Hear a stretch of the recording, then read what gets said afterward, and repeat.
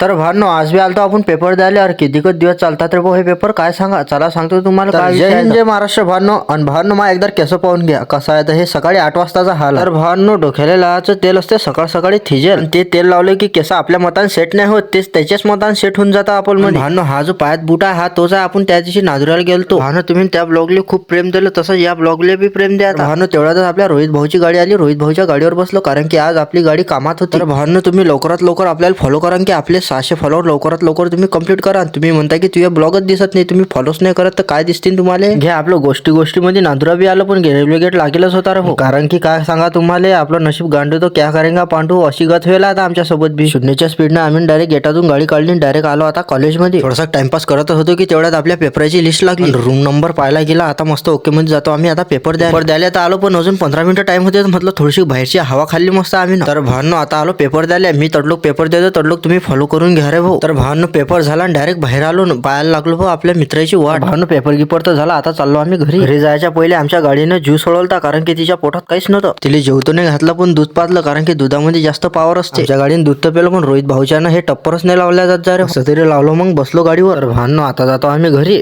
तर आजच्यासाठी एवढंच, भेटू उद्याच्या ब्लॉग मध्ये. तोपर्यंत आपल्याला फॉलो करून घ्या. जय हिंद, जय महाराष्ट्र, करा कष्ट.